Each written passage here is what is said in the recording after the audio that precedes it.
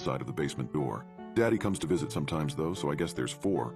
My eyes widened as a flurry of questions began to sprout in my mind, but I heard my mom start to stir in her room. I sped down the hallway and into the playroom. I busied my hands with my toys, but my mind was somewhere else. The sprouts of questions continued to grow rapidly, soon overtaking my thoughts like an unruly patch of weeds. And like weeds, the questions were stubborn, hard to impossible to get rid of.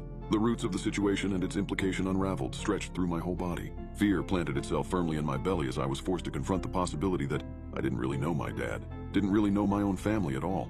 If my dad was Lila's dad too, what did that mean for me? For my family? And why wasn't she allowed to come out of the basement? Over the next couple years, I stole away to the basement door in those rare moments of freedom. I got to know Lila, got to like her, and eventually even to love her. She was my best friend, but that all changed. I stopped visiting Lila. No more secret whispered exchanges. No more quick knocks on the door just to let her know that I was there, that anyone at all was there for her. Days and weeks and months and years trickled by with Lila never quite leaving my thoughts, but with her existence instead compartmentalized, confined to the basement of my own mind.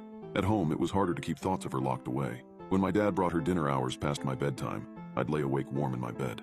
Sometimes I'd hear her scream. Sometimes I'd hear the tray clatter to the floor, the plate fracturing on impact. Sometimes I'd hear her crying awful, painful sobs while I assembled new Lego sets in the playroom. Sometimes she would call out my name. I'll never forgive myself for this. I hate myself for it, and I deserve to. But I ignored her every time. Worst of all, though, was when she started knocking. I was finishing up my science homework for the day when the first knock came.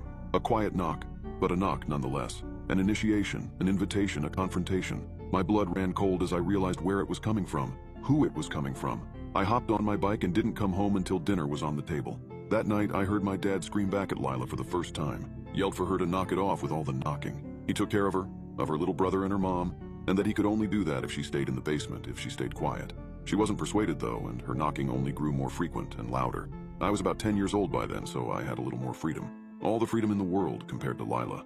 I avoided my house at all costs, only returning in the evenings where I'd be greeted immediately by the knocking. By then, it was less knocking and more ramming the total weight of her body into the door. My mother took to vacuuming the house obsessively just to cover up the noise. She wouldn't even look my dad in the eye anymore. I imagined the bruises blooming on Lila's shoulder, up and down the length of her arm. If it hurt her, she didn't let on. She didn't stop. Sleep became a distant memory, leaving me dazed and irritable and confused, and most of all, terrified. I began showing up at my school friend's, now my only friend's house, unannounced, just to escape Lila's knocking.